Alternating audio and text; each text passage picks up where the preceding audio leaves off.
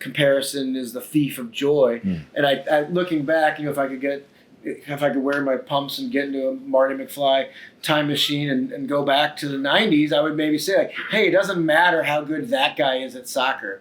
It just, it doesn't matter. You can't do anything about that guy. So why are you worried that he's better than you at that? Or, things like that. Just run your own race, as they would say. And I think that would have de-stressed young Benjamin a lot.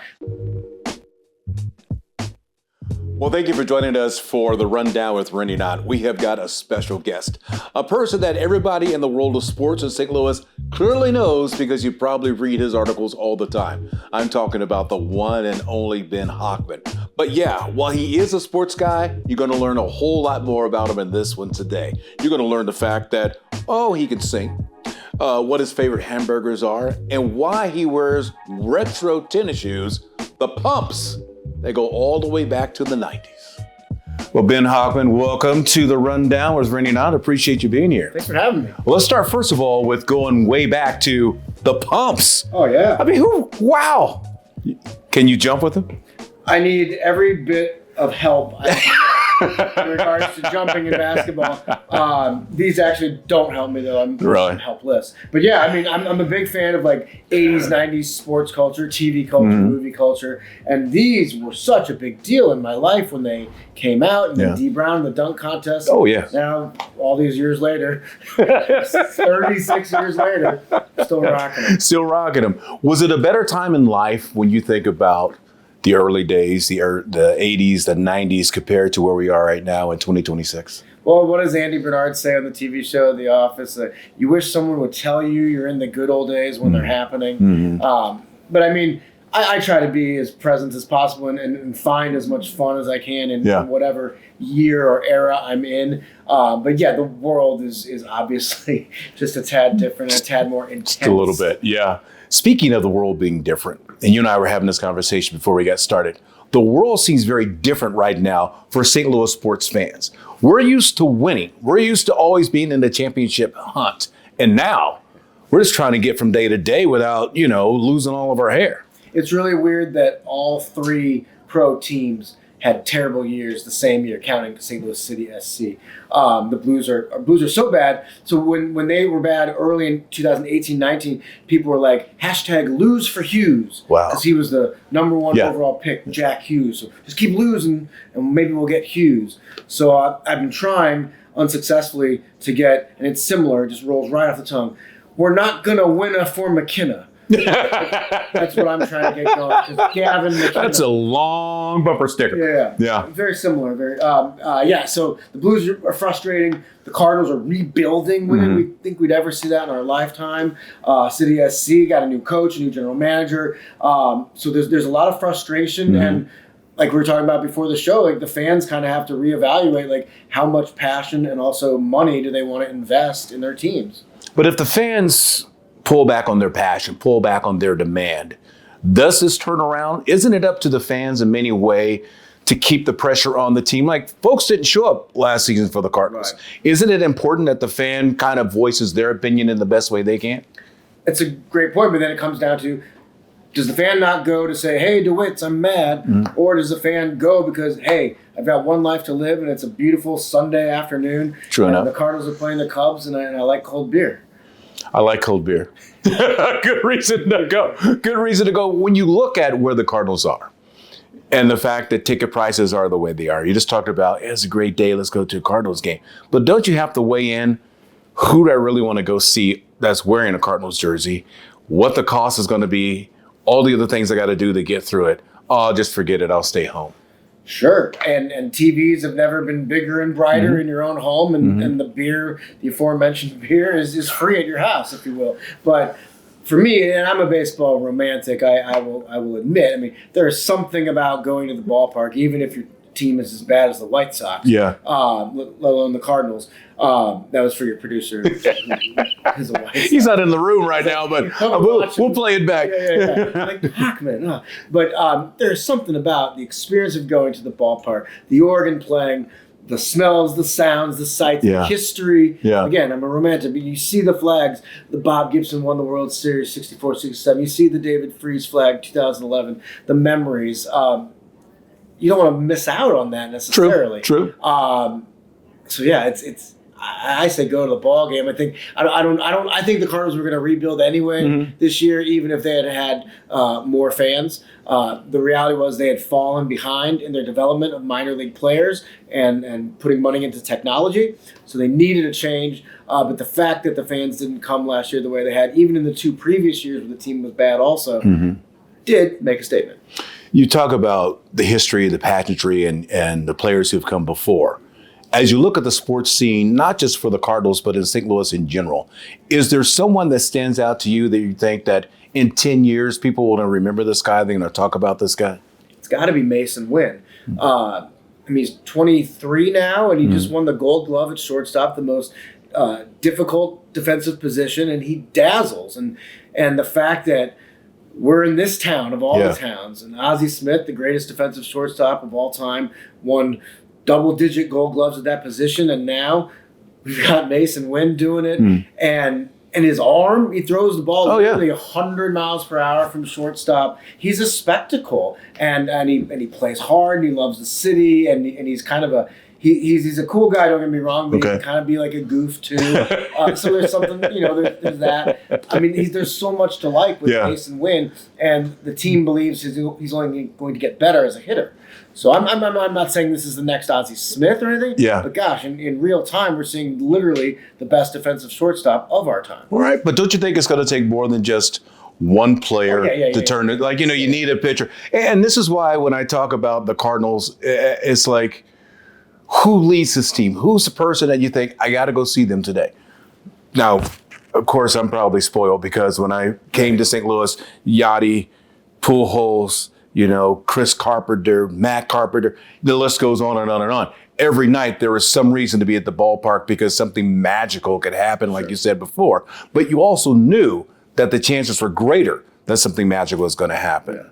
When you look at it now, can you sit there and go, yeah, that's going to happen? Or do you say, they got to get some more people? Yeah, I mean, their most exciting prospects or people in their organization are draft picks from last year. I mean, Liam Doyle, for instance. I mean, he might not even make Double-A this year. I mean, we're talking about guys that are young and he might make Double-A, but he's probably not going to make the major league. But just the idea that they are building for 2027, 8, 9, and we still got to get through 2026. Now, J.J. Weatherholt is another ball player. I hear about this guy. 5 prospect in all of baseball. Number 1, of course, in the Cardinals system. Talking to Chaim Bloom about him. And I met JJ at spring training last year. You're blown away by his humbleness, yet he plays baseball with such confidence. And Chaim Bloom was talking about just the way he hits line drives to all fields.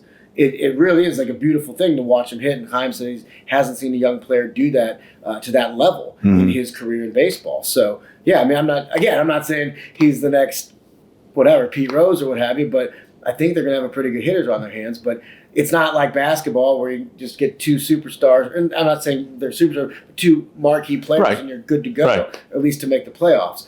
The Cardinals have a lot of work to do. They know it. They've admitted it. Now they've rolled up their sleeves or whatever the phrase is, and they're at it. All right. To work, the Cardinals go. To work, the Cardinals go. We started out our conversation talking about old school and throwback with the shoes. What back in the 90s got you thinking, I want to be a sports reporter. I want to cover sports for a living? Look, my 2 favorite things, well, now I have a wife and kids, so they're my favorite things. But growing up, my 2 favorite things, and yes, I'm a nerd, sports and then writing. I loved writing. And there's a job called sports writer. It'd be like if there was a job called Will Ferrell movie watcher, cheeseburger eater. Like if that was a profession, you might be interested in that job. Well, sports writer was pretty darn enticing to me. And then here in St. Louis, Bernie Miklas, the king of the sports page in the 90s, and every morning there's his face, there's his thoughts on the team, and he would tell stories. I'm like, that is what I want to do. And clearly, as we talked about earlier, I didn't have the athletic ability to it happens. Make the NBA or make the Cardinals. So next best thing, I ended up becoming an NBA beat writer and then ultimately a columnist covering the Cardinals. Do you like being the beat writer? Or do you like being the columnist? They're both fun in their own way. But the columnist was always the dream. but you pay your dues as a beat writer, and I covered the NBA from 2002 to 2013. I mean, I got to know Kobe. Like, I'm not like he wasn't like texting me like, "Hey Ben, let's go get a burger." But I get to know these legends. LeBron James. I was in Denver, so they had Allen Iverson, Carmelo Anthony. I mean, you're around these guys that are now in the Hall of Fame, and what an era of basketball that was. And you're traveling. You wake up, you're in a Marriott. You're in a Marriott. You don't know what city the Marriott is in. But you get to go to Madison Square Garden. You get to go to LA, and you get to see the celebrities, and people think that I'm Frodo from Lord of the Rings. I sign autographs and things like that. As that? Okay. All right. Sorry about that to the guy. He's like, I want his autograph! eBay! But the beat writer job, wears on you. Yeah. I mean, people are like, hey, let's go get dinner. Like, no, I'm in Charlotte. Hey, let's go. And it affected dating. It affected not that a lot of people were waiting to date me, but I mean, it affected dating, it affected everything. So, and it was always my goal to be a columnist, one of the sports voices of a city. Mm-hmm. And when I got that job in Denver, and I was like, oh my gosh, I'm in Denver, I'm good to go. They got Peyton Manning, they're going to the Super Bowl, all 4 sports. Things are okay for old Benny. But then when Bernie announced he was leaving the newspaper in 2015, but first I was like, God, who are they going to get to replace him? They better get somebody good. Yeah. Replacing Bernie, I'm like, oh wait, maybe I could be the guy. And now here we are 10 plus years later. Would you say that took a lot of chutzpah to say I could be the guy? Yeah, I mean, only because I had the job already in Denver. Yeah. So I was like, I think I could, and part of the job, I think, is pouring in your enthusiasm for the city, the culture, the history, the sports history. Just last night we're at the Blues event for the Blues Hall of Fame, and I'm interviewing Kelly Chase, and I could have interviewed the Kelly Chase of Denver and written a nice little piece, but because I knew what Chaser means to St. Louis and the fans, and he wasn't a star player, but he would stand up for his teammates, and he did so much charity work in the community. Like I knew all that because I was around for that. I just think it made my story just a little better. Yeah. When you say stand up, and not necessarily about Kelly, but when you say stand up as a columnist, do you stand up as the voice of the fan? The voice of here's what really happened in that game, or here's what's going on in the circumstance? Or is it more the voice of Ben Hochman? Well, I think it's the voice of Ben Hochman, but I'm saying, like, come along for the ride with me. Okay. I want this column to be a fun read for you or an emotional read for you, depending on the situation. Who knows? Maybe I'll make you laugh. Let's not get carried away. But yeah, I do write more than Bernie did. I believe I write more, if you will, for the fan and about the fan. Okay. Like if a big transaction happens, it's not just like, okay, now the Cardinals have this player and he's got this batting average and this on base percentage, whatever. In addition to that, it's, oh my gosh, the guy that fans adored for the last 10 years is gone. What is that going to mean to the culture of Cardinals fandom as well? Okay. Let's switch off sports for a second because, again, before we got started, we started talking about food and about burgers, and I can dive into that all day long. Me too. And where's your favorite burger place now? Carl's Drive-In. Why Carl's? Well, nostalgia, of course. Okay. But it's just different. You got 10,000 restaurants in St. Louis, 9,999 are restaurants, and here we got this little like hut. And there's diner seats, and people are waiting outside, and you watch them make your meal in front of you, and there's no frills. And I'm like, how you doing today? Let's, here are our specials. They're like, no, what do you want? I'm like, burger. And be ready to go when you get up there to order it too. Of course, yeah, and the root beer pairs with it so well. Yeah. So Carl's Drive-In, not to be confused with Carl's Deli, which is about a mile away. And I always wondered, like before cell phones, if people are like, hey, you want to meet Carl's tomorrow? Meet you at Carl's tomorrow at noon. And then you're just sitting there. Where the heck is Rene? No cell phone. How about the other Carl's? Right. Come on down. But the thing about Carl's, I love Carl's too. I hate the intersection to kind of get in there. If you're going eastbound, you as well as to just keep going to the next intersection and do the whole 3-point turn thing and turn around. But when you do get in there, I do agree with you about the nostalgia of it all. But here's my difference when it comes to a burger. Yeah, can't wait to hear that. I'm not a big smash burger guy. Okay, I like the thick burger. I like a burger when I get 2 hands on it, it's ready to go. The other thing too is I always pair my head burger with a beer. Okay. an alcoholic beer, not the root beer. Sure. And so when I go to places that they don't have draft beer, it's like, well, there's a good chance I probably won't be here again. Right. But I find in St. Louis, while some of the name places are good and people know about this, know about that one, I like going to the places that are like considered the dive. Okay. Like, no, you go there, really? I go, have you tried it yet? Sure. So Jay McGrath's here in Clayton. Okay. It's one of my favorite places. Okay. The portions are big. Yeah. And it was one of those deals where I was driving home one day from work. I had come into Clayton to buy a cigar. Okay. Didn't like the cigar, just got a cigar, and I'm driving, and man, I'm hungry. Pulled over, I'm gonna try this little place out. Just there, you saw it. Yeah. It was my stop at least twice a month for the longest time. Come on. Oh, yeah. Did you become like the Norm Peterson or the Cliff Clayton? No, but I put on a couple of pounds from it. I will agree to that. More Norm than Cliff in that. Do you do Jack Nolan's? I do. Corey Miller from Channel 5 is a dear friend, and we went there. Casey Nolan, same last name. He joined us that day, another former Channel 5 guy. Basically, I'm just trying to be... Channel 5. No, but I love that place. I mean, there's so many good burgers. Sportsman's Park. Oh, yeah. That's one of my go-tos in Ladue. But I'm from Clayton, though, so it's like weird going to Ladue. It's like, rivalries. Yeah. Can I, Norm Stewart, he said famously he would never spend a dime in the state of Kansas. I'm like, should I spend a dime in the city of Ladue? I think they're going to be okay with that. It was like, how come Hochman never comes around? Yeah. Because you guys are on the other side of the border. Right. He's just a little ways up there at Clayton High School. He's not coming down there to Sportsman's Park. I do look at the whole thing about high schools in St. Louis as being a very different thing. And little did I know that you're buddies with two of the people on the show, behind the scenes on the show. Sure. You guys all grew up together. Yeah. Is that the way it is here, that your high school friends, if you don't leave the city, are almost your friends for life? There is such a connection, I think, because you just kind of go through it with the same group. Mm-hmm. I mean, Danny Brown and I literally were in kindergarten together, and through high school, 12, 13 years of school every year. Maybe he took French, I took Spanish or whatever, but for all intents and purposes, we had the same education, the same trajectory.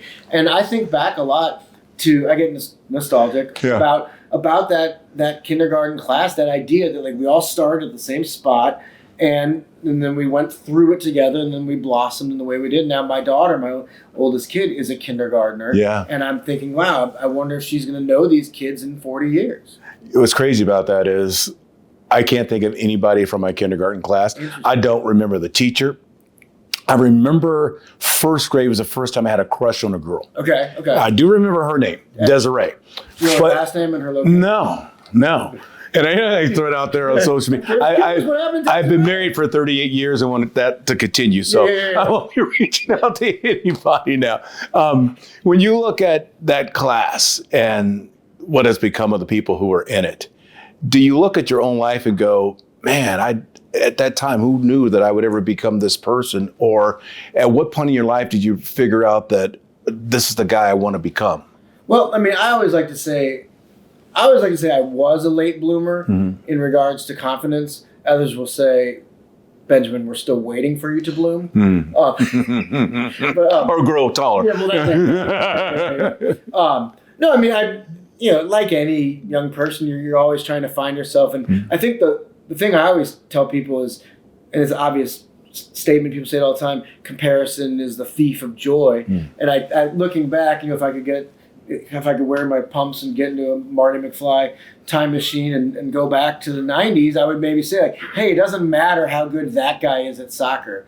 It just, it doesn't matter. You can't do anything about that guy. So why are you worried that he's better than you at that? Or, things like that. Just run your own race, as they would say. And I think that would have de-stressed young Benjamin a lot. But the reality is, like back to what we said earlier, I knew my life was going to be about sports and writing in some regard. It came together. And it sure did, yeah. What is the advice then for the young kid out there who not necessarily wants to become a sports writer, but wants to become something in life and just can't get either one started or convinced that they can do it?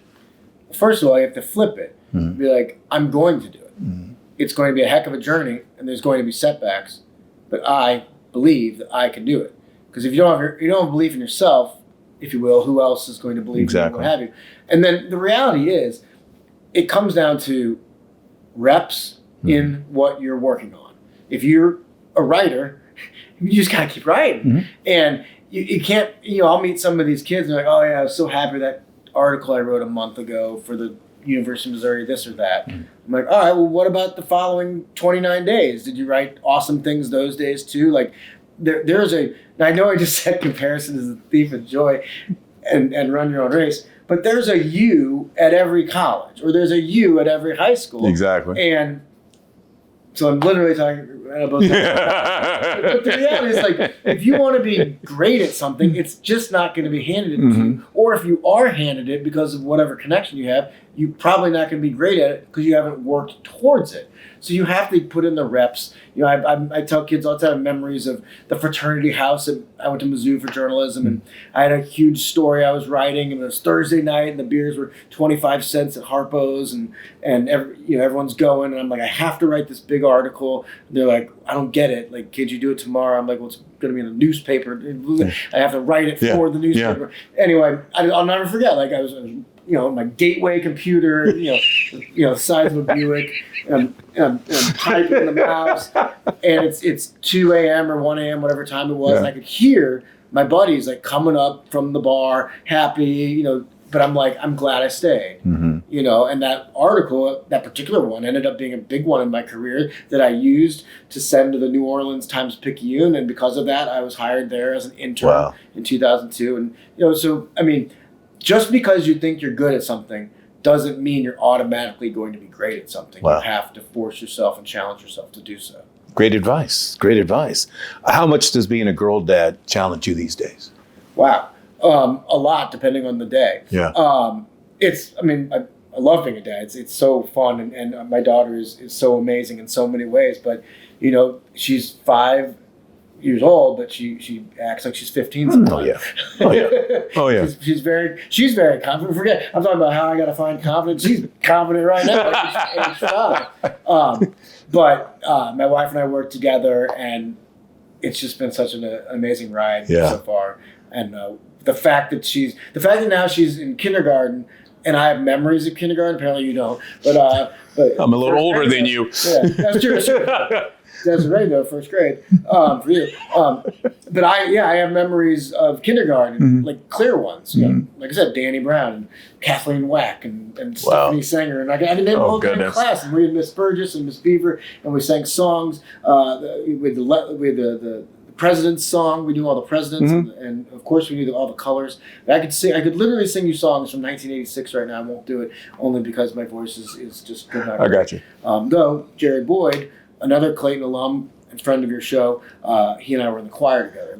The one year the teacher asked me to just sing a little quieter. No, lip sync, just move him out. But the fact that I have memories of kinder, I'm commandeering your show here. The fact that I have memories of age 5, age 6, and now my daughter is creating her own memories, and I'm part of some of them, is just a mind-blowing special thing. That is cool. That is really cool.